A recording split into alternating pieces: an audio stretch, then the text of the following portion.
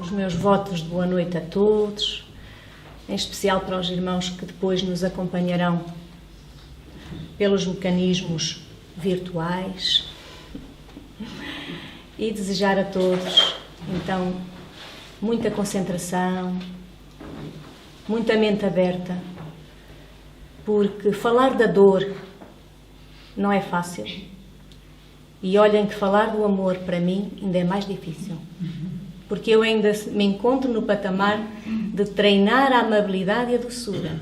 E isso ainda é muito aquém do que realmente significa o amor.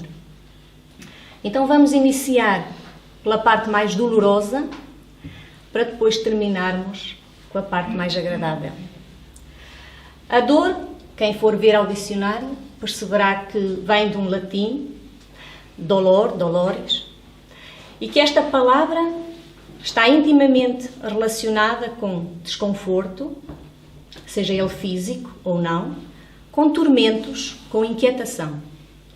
Relativamente às dores, nós sabemos que elas podem ser físicas, decorrentes de sensações desagradáveis que se apresentam no nosso corpo físico, podem ser emocionais, também sabemos disso, quando decorrentes de sentimentos como a mágoa, a decepção, a perda de alguém. Podem ser psíquicas, quando desenvolvidas pelo remorso, pelo arrependimento, em virtude de danos que nós mesmos causamos a outra pessoa ou até a nós mesmos. E até podem ser dores sociais, porque nós também nos compadecemos daquilo que assistimos, daquilo que vemos, daquilo que temos conhecimento, sentindo, por exemplo, pena, compaixão.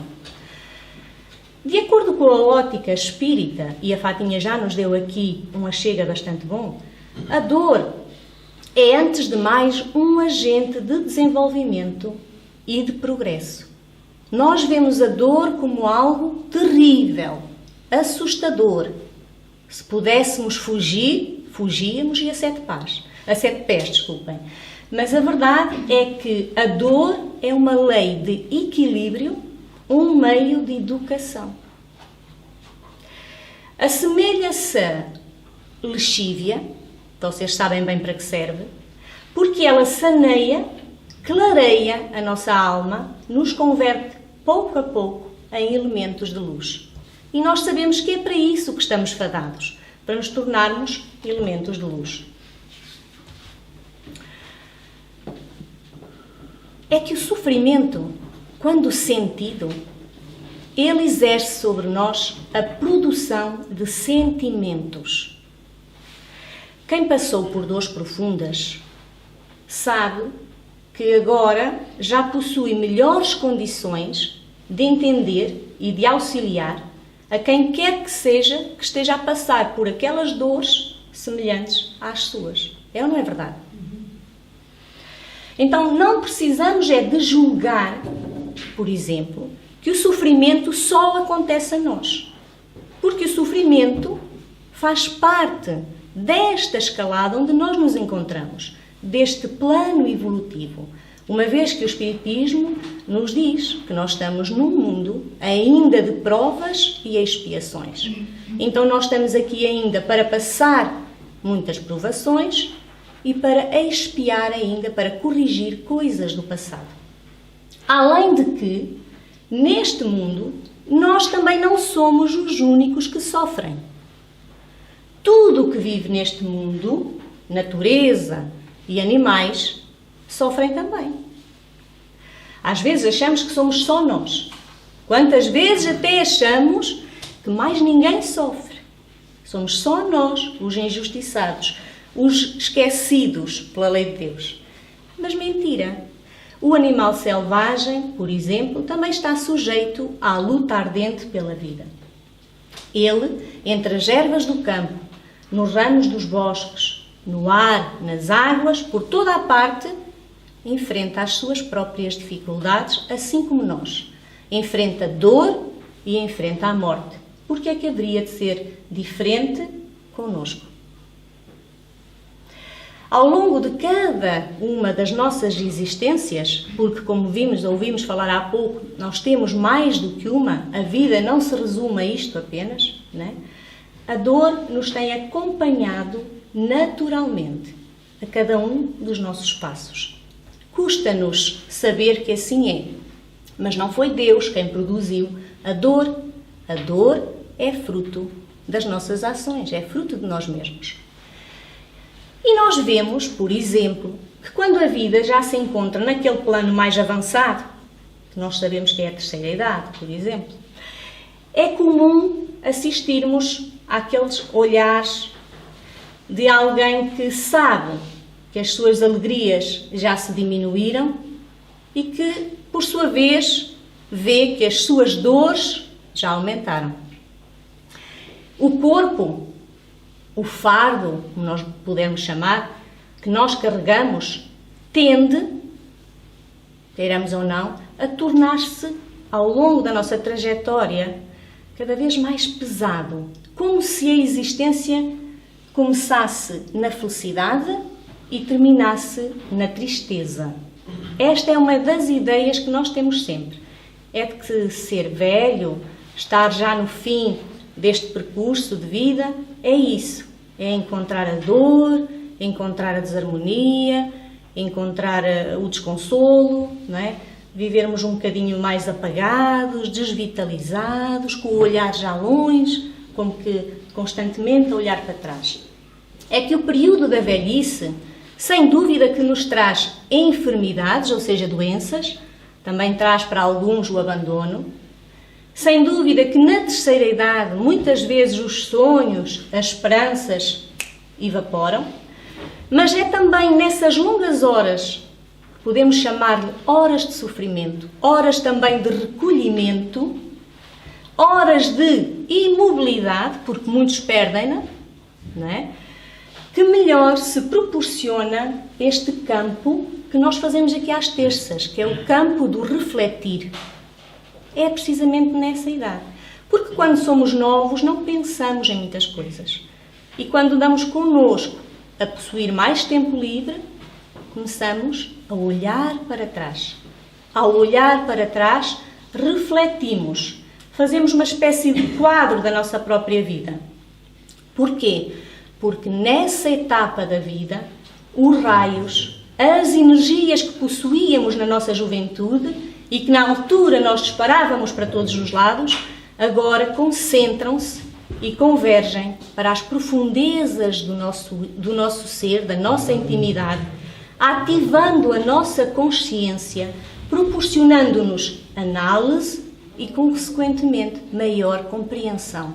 É verdade que nós, mesmo quando passamos por uma dificuldade, independentemente agora da idade, depois de passarmos por ela, nós olhamos para ela de outra forma. Assim acontece com a vida. Quando já estamos numa outra etapa, olhamos para trás e compreendemos todas as situações como que de maneira totalmente diferente. Então, dor e sofrimento são para nós duas coisas abomináveis. Como eu vos disse, se pudéssemos, fugíamos delas. Mas dor e sofrimento são muitas vezes confundidos. Não são a mesma coisa. Sofrimento é a forma como nós expressamos a dor. O Espiritismo alega-nos que o sofrer é o misterioso operário que trabalha nas profundezas da nossa alma para a nossa elevação. Olha que frase tão bonita. É um sentimento inerente ao nosso estado de imperfeição. Nós sofremos, e a Fatinha referiu isso no Evangelho, porque nós ainda somos almas imperfeitas. Muito longe, como viram na leitura que eu fiz antes das 8, muito longe de chegarmos a um patamar evolutivo que se assemelha ao de Jesus, né? Impensável até pensarmos em Deus, né? Ou nos compararmos com Deus.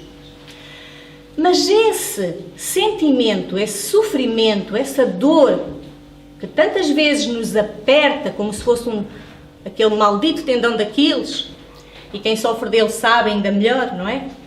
Esse sofrimento, sabemos pelo Espiritismo que tende a atenuar-se, ou seja, ele vai atenuando-se à medida que nós progredirmos até finalmente desaparecer. De qualquer forma, dor e sofrimento, precisamos entender que são consequências naturais da evolução do espírito. são como que gatilhos necessários para que a nossa consciência possa despertar e progredir.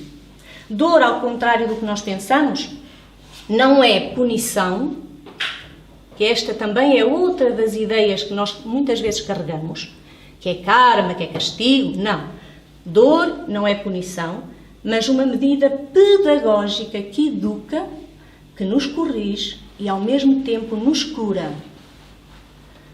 Já quase estamos a pensar maravilhas da dor. É? Um facto muito interessante é que sob esta disciplina retificadora que se chama lei de causa e efeito, ou seja, nós, aquilo que semeamos, acabamos por colher, não é?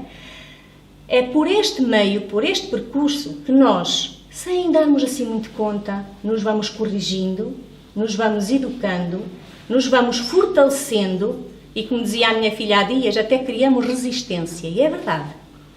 Até ficamos mais fortes.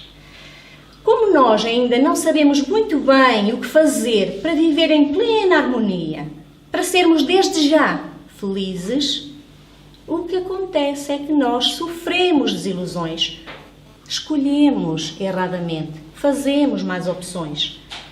E então nessas nossas primeiras tentativas, que são as que nós ainda estamos a dar, porque isto em termos de evolução não é nada, não é?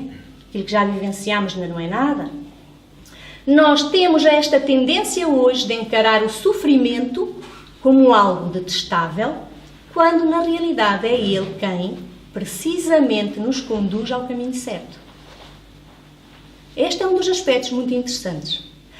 Nós, por exemplo, detestamos sentir remorso, ninguém gosta, detestamos sentir arrependimento, mas vejam só o que dizem os irmãos espirituais.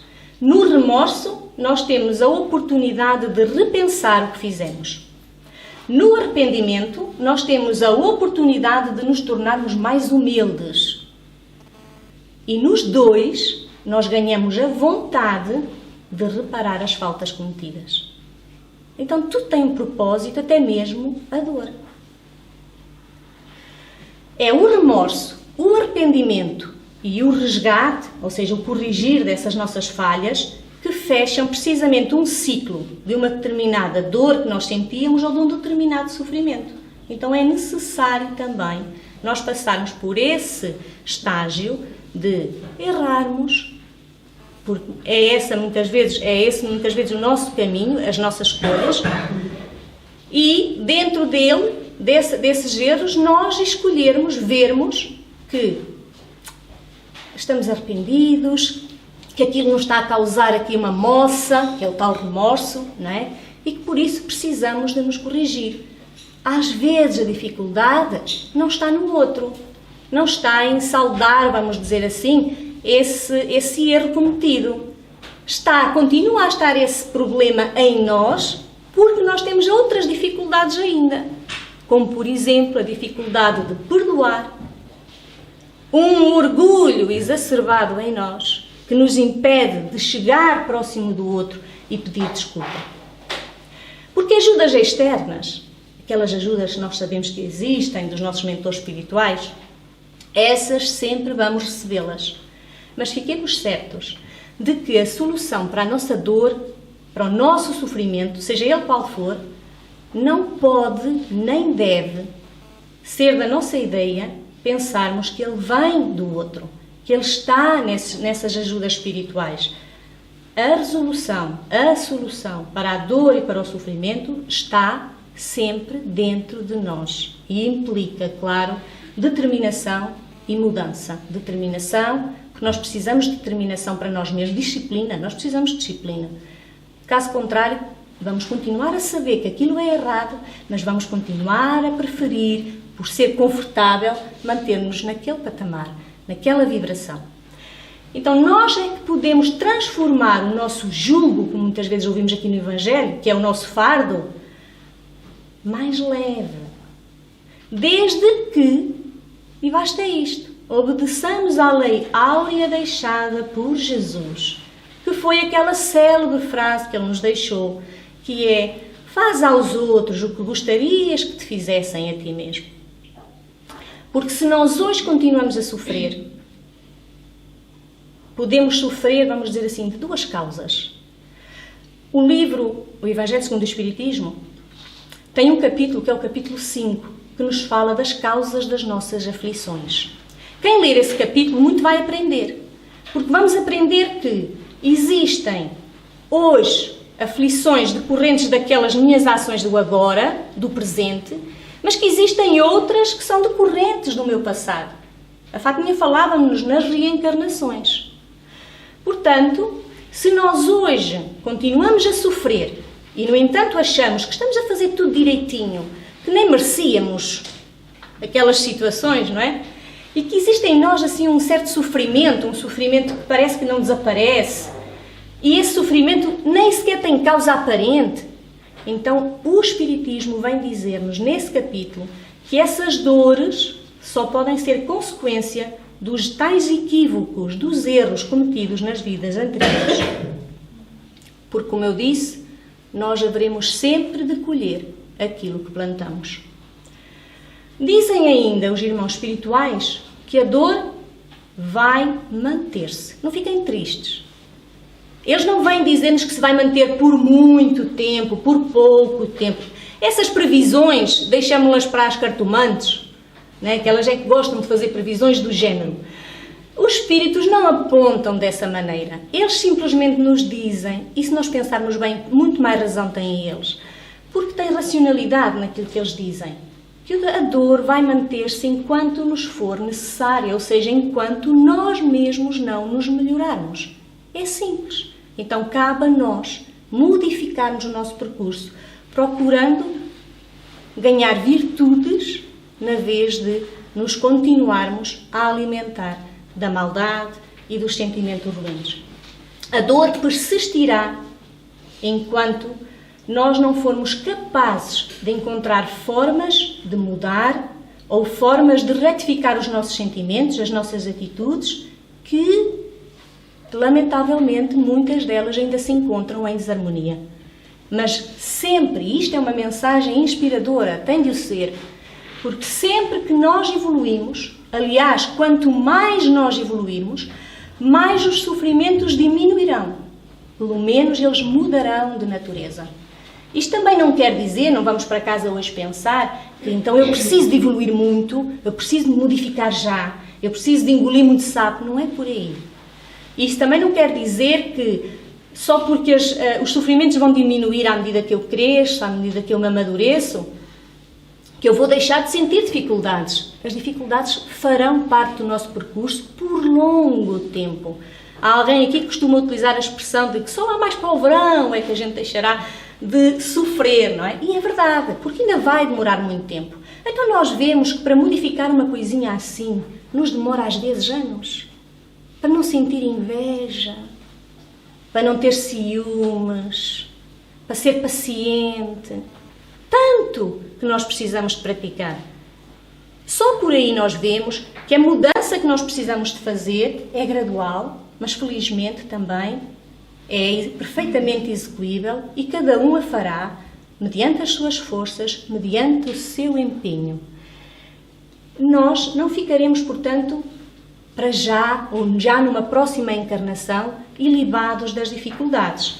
O que acontece é que quanto mais evoluirmos, diante dessas mesmas dificuldades, nós não sentiremos tanto desespero.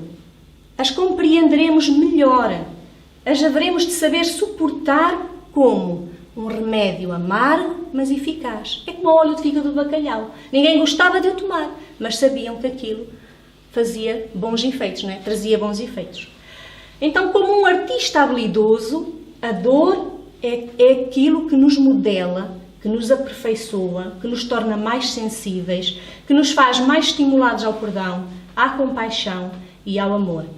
Então, se a dor é remédio, agora vamos ver o quanto o amor é antídoto.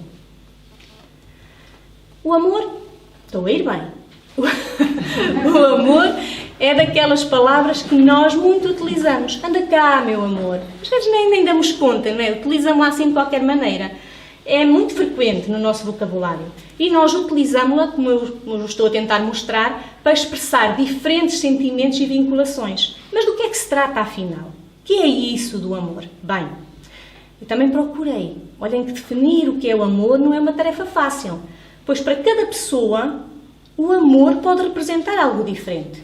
A minha concepção de amor pode ser diferente da concepção de amor daqui da nossa colega Sandra. E por aí adiante. O que nós podemos ver é de que que o amor poderíamos catalogá-lo assim, um sentimento de carinho, de demonstração de afeto que nós mesmos vamos desenvolvendo entre nós e os outros seres.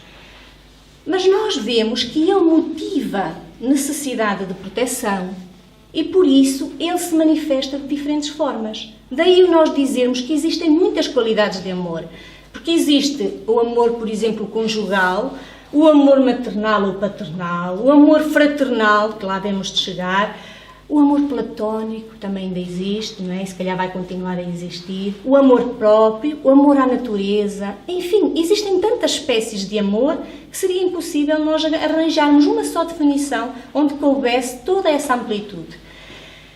Mas olhem, 470 anos antes de Cristo, os gregos catalogaram-no em diferentes níveis. Eles não viviam muito preocupados em saber se o amor era fraternal, conjugal, filial, por aí adiante. Eles consideraram foi como catalogar esse amor e não andavam assim tão distantes, ou seja, eles até já eram bastante evoluídos para aquela época. Ainda Jesus não tinha vindo e eles já filosofavam bastante, raciocinavam imenso, porque eles logo de princípio dizem que o amor então se poderia catalogar por muitos níveis. No primeiro nível, eles colocaram o amor que se convertia para si mesmo. Porquê? Porque eles entendiam que o amor começa com o auto-amor. Ninguém ama o outro se não aprender a amar-se a si mesmo primeiro, não é?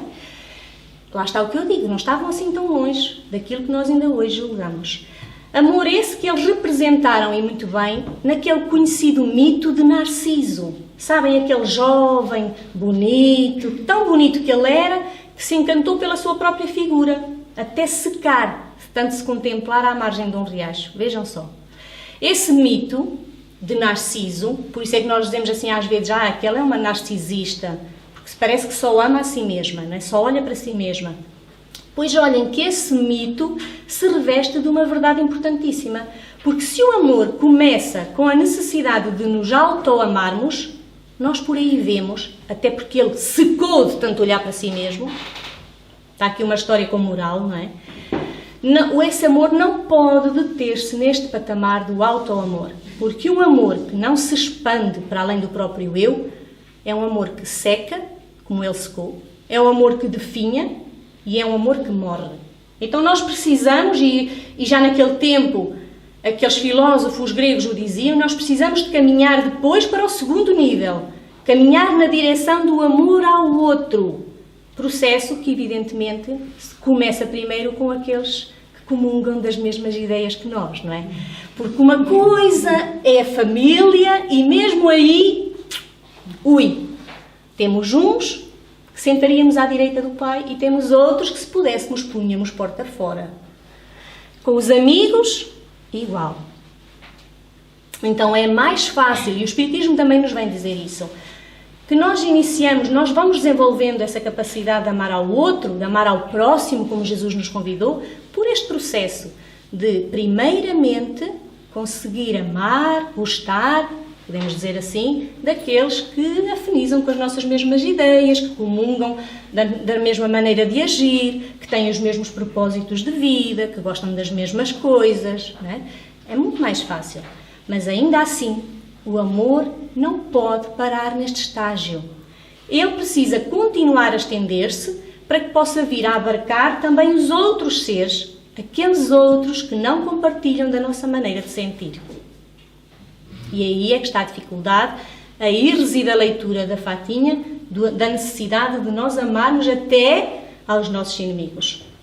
Se nós nos detivéssemos neste segundo nível, nós estaríamos apenas a possuir a capacidade de amar a quem nos retribui, a quem tem algo para nos retribuir. E não pode ser. O amor é muito mais do que isso. É a base de todas as coisas. Sendo assim, tem de se expandir para todos os seres. Por igual. Incondicionalmente. Como uma mãe já consegue sentir por um filho. Até porque os Espíritos também nos dizem que esse é a única espécie de amor mais próxima do verdadeiro sentido de amor.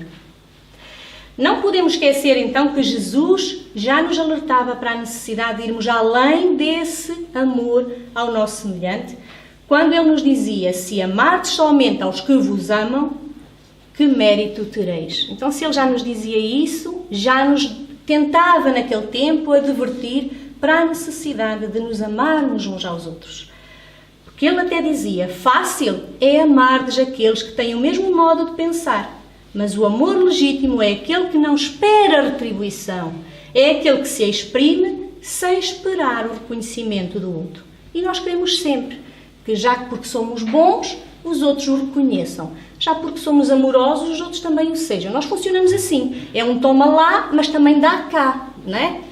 E Jesus referia-se que esta afeição que nós agora temos, e que agora, por agora, ainda só é por alguns, precisa de alcançar um terceiro nível, esse tal terceiro nível, que é a afeição por todos. Ou seja, nós precisamos de ir além do gostar daqueles de quem já gostamos, precisamos de alargar isso à família toda, seja ela consanguínea ou seja ela espiritual, porque na espiritualidade nós também temos a nossa própria família, aqueles que comungam das nossas ideias. Precisamos neste mundo nos estender esse nível de amor à pátria, por exemplo, e assim, consecutivamente, chegaremos até à humanidade. Há aquela frase célebre que se diz que é o amor universal, que é tão bonito de se ouvir, mas que nós ainda estamos muito distantes de sentir. Porque eu digo que estamos distantes de sentir, e estamos, porque se nós não estivéssemos, nós já nos compadecíamos daqueles que estão neste preciso momento sem água potável para beber e sem alimento para comer. E a verdade é que nós compadecemos-nos, mas depressa esquecemos e voltamos à nossa vida. Ou seja, ainda não existe da nossa parte, da parte do mundo, um envolvimento que proporciona àqueles que têm menos um certo equilíbrio. E o planeta está como está precisamente por falta de amor. Porque ainda caminhamos muito, erradamente no caminho da dor, não é? Então, o Espiritismo vem alertar-nos de que nós precisamos de nos amar uns aos outros, mostrando-nos que, enquanto houver orgulho, enquanto o egoísmo predominar, cada um de nós continuará a servir-se da nossa própria inteligência, dos nossos próprios conhecimentos, mas apenas para satisfazermos as nossas próprias paixões, ou seja, aquilo que nos satisfaz, os nossos interesses pessoais, e dessa maneira estaremos ainda encostados ao nosso próprio umbigo, a olhar para dentro, a esquecer os demais, a até, muitas vezes, a prejudicar os nossos semelhantes. O Espiritismo ainda nos revela que só o progresso moral pode fazer com que entre os homens haja concórdia, haja paz e haja fraternidade. E nós sabemos isso, já ouvimos isso desde pequeninos, não é? Precisamos ser todos amigos uns dos outros, precisamos nos apoiar mutuamente. E é isso que eu vou dizer agora, ou seja, o progresso moral vai cair por terra e pode cair por terra, mas depende sempre de nós, da tal imposição de novas posturas. Estas barreiras que por agora existem e que separam povos, que separam os homens, que nos impedem de nos considerarmos irmãos que somos, não é? Que nos impedem de nos ajudarmos mutuamente, precisam de se extirpar, de deixar de existir. Então o amor vem como esse antídoto, como o propósito da nossa existência. Ele deve servir-nos como um farol, a guiar-nos na estrada da vida, a fim de não nos determos nas estradas sombrias dos enganos, do orgulho, da vaidade, do egoísmo ou do domínio sobre o outro. Vejam como nós somos. Nós, para além destes sentimentos que eu referi agora, ainda temos mais esta questão, que é o de querermos dominar o outro. Se pudéssemos, moldávamos o nosso marido, a nossa esposa, à nossa semelhança, e a partir daí diríamos, perfeito, não é? E é por isso que se dão tantas confusões. É por isso que nós assistimos a tantos crimes passionais, por exemplo.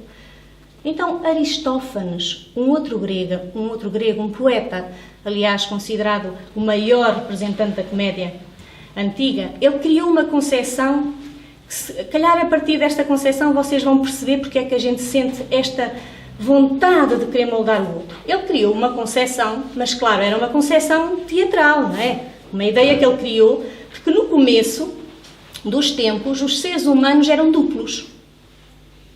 Então ele inventou de dizer isto dizendo que esses seres, naqueles princípios dos princípios, tinham 2 cabeças, 4 braços, 4 pernas, podiam até mesmo ter o mesmo sexo nas 2 metades, ou então ser homem numa metade e mulher na outra.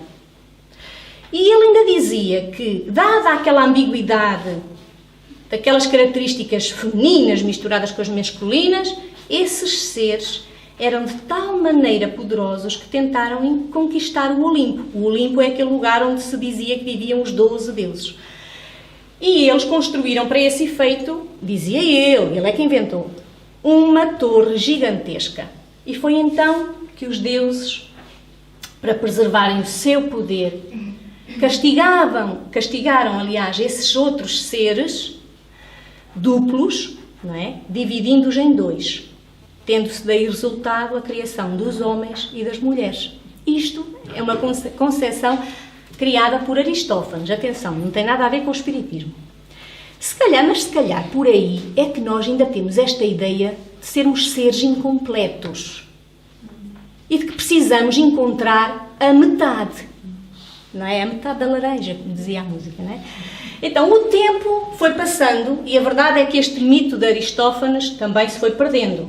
Mas aquela ideia de que o ser humano, na sua essência, é um ser incompleto, essa ideia parece prevalecer até aos dias de hoje. Mas nós precisamos refletir sobre isso. Então vamos lá ver. Vamos pensar a cabecinha que Deus nos deu.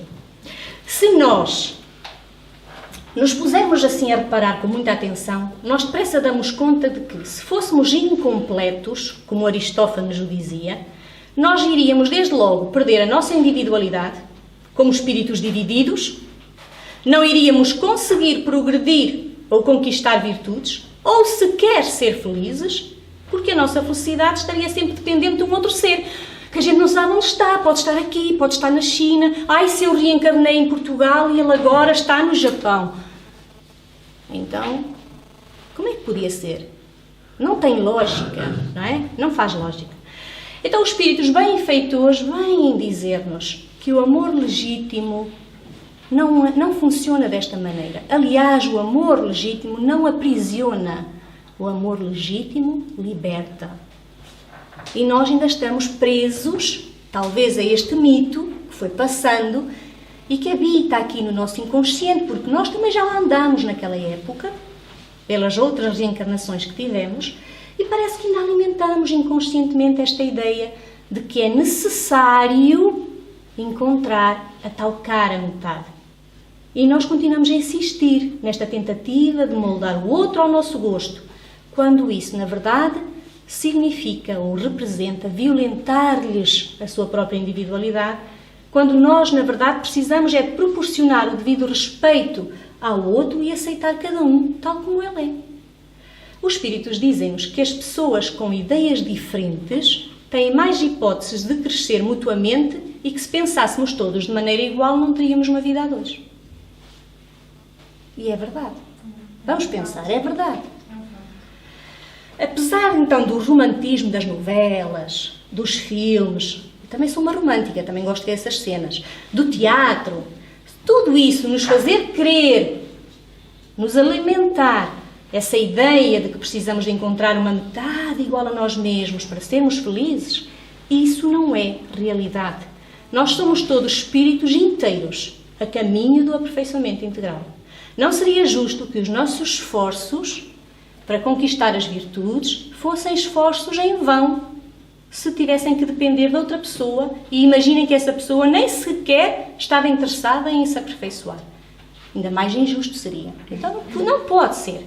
Ou seja, nós temos muitas concepções, muitos conceitos aqui que foram passando mas que nem por isso estão certos. E nós agora, graças ao Espiritismo, podemos, vamos dizer assim, fazer destruir esses conceitos errados, voltar-nos para este aspecto que é a necessidade de refletirmos sobre as coisas, de pensarmos sobre as coisas e de adquirirmos algum conhecimento para que daqui por diante também sejamos pessoas diferentes, possamos até levar um pouco deste conhecimento aos outros. Então ninguém precisa da outra metade para ser feliz. Nós precisamos é de lutar para construir na nossa própria alma um recantozinho, porque a princípio vai ser só um recantozinho, não é? De paz, de alegria, de harmonia, de segurança, porque espíritos inteiros já nós somos. Só assim é que nós teremos mais para oferecer, construindo esse tal recanto, é que nós teremos mais para oferecer a quem quer que seja, pois todos os nossos esforços, todo o nosso propósito evolutivo, todos os nossos progressos apontam nessa direção que é o amor universal. E ele é imprescindível, nós já sabemos disso. Nós já sabemos que só funciona assim. Aliás, eu falo por mim e penso que por muitos dos que estão aqui, o que nos fez vir até à Associação Espírita Terceirense foi o sofrimento, foi a dor, foi o cansaço de sentirmos que na nossa vida parece que há coisas que não funcionam, ou que não se dão, ou que não acontecem, ou que não são iguais às vidas das outras pessoas que estão à nossa volta. Foi a falta do entendimento do porquê das coisas. E depois aqui, à luz desta doutrina, desta filosofia de vida, fomos abrindo a nossa consciência, fomos encarando as coisas de outra maneira e fomos percebendo o porquê das aflições, né? Por exemplo, dos desamores, dos desencontros, da solidão, das doenças e por aí adiante. Então é o amor que engrandece a experiência humana. Ele representa o início e o fim de todas as coisas. Nós fomos criados, nós somos, aliás, uma centelha de amor. Nós fomos criados com imenso amor. Aliás, Deus é amor, não é? E por isso nós somos esse início. Agora ainda só com a tal centelha, com a tal faísca, vamos chamar-lhe assim. Mas desenvolvendo-a, é para isso que vamos culminar. Não é? Então é assim que, de grau em grau, sob a influência da irradiação do amor, a nossa alma há de crescer, se há de ampliar, se há de transformar e transformar esse sentimento num sentimento que tem de ser nobre e ao mesmo tempo tem que ser desinteressado, porque nós ainda somos muito interesseiros, lá está, ainda estamos naquele patamar do se me dás eu dou, mas se não me dás já te faço uma cruz, não é? E isso é o que nós devemos pretender, não o de selecionarmos a quem vamos amar, mas o de amarmos a todos incondicionalmente. E Deus não exige de nós um amor impossível, pois Ele sabe que nós ainda não temos a capacidade para amar a tudo ou para amar a todos, principalmente aqueles que não conhecemos. Ele sabe disso. Mas Ele exige, e isso sim é possível, pelo menos a ausência do ódio em nossos corações. Porque é o ódio, é a maldade, de que falava a Fatinha há bocadinho no Evangelho, que nos leva por esses caminhos tortuosos de amor, quando nós poderíamos ter optado por outros caminhos. Diz-se que Jesus, quando foi o exemplo maior do amor, e é verdade. E até se diz que quando Ele pronunciou esta divina palavra, amor, dizem que os povos até se sobressaltaram. Todo Ele, todo o seu Evangelho, por ser renúncia, convite ao perdão, à bondade, à paciência, à resignação, à gratidão, à mansidão, ao sacrifício, todo ele é amor. Então nós não temos entre nós um exemplo maior. A doutrina espírita também nos ajuda a sermos relativamente felizes, porque, como eu vos disse, ela nos esclarece. Com ela nós passamos a compreender de onde viemos, porque estamos aqui, para onde é que nós vamos, que a morte não existe, como falava a Fatinha há bocadinho, que as diferenças e as aparentes injustiças têm um porquê e que nós, acima de tudo, que nós é que somos os artifícios da nossa própria felicidade. Então, com ela nós temos, no livre-arbítrio, ou seja, na liberdade de escolher, nós temos aí a escolha, a tal escolha, nós podemos escolher. Na lei de causa e efeito, nós encontramos ali a responsabilidade. Nós somos responsáveis por aquilo que vamos colher daqui a amanhã. No sofrimento, o que nós temos? A lição. Porque os sofrimentos são grandes lições. Na reencarnação, o que temos, senão a misericórdia divina, que nos dá mais uma chance, mais uma oportunidade. Vai lá outra vez, pronto. Faz lá o que tens a fazer e que não fizeste na outra vez. É o que Ele nos dá pela reencarnação. Na mediunidade, dá-nos o consolo, dá-nos o esclarecimento, dá-nos a instrução. Na lei da evolução, nós vemos que, afinal de contas, nós temos a possibilidade de nos virmos a tornar o mais perfeitos possível. Ele disse, vós sois deuses. E na nossa reforma íntima, que no fundo é aquilo que ele chama a porta estreita, nós temos o caminho para conseguirmos chegar lá. Então, para acabar, eu só quero dizer que entre viver na dor ou viver no amor, a escolha é nossa. Porquê é? A escolha é nossa. O amor é a essência divina, como vos disse. Todos temos no fundo do coração a tal centelha desse fogo sagrado. Já o ódio é criação humana. Não foi Deus quem o criou. Nós é que decidimos, cabe a nós, pois, que sabemos e ouvimos estas coisas todas, decidimos se queremos alimentar esse ódio ou não. Porque hoje, ao sairmos desta porta, sempre podemos, pelo menos, lembrar-nos de que se dor é remédio, amor é antídoto e a dor é sempre opcional.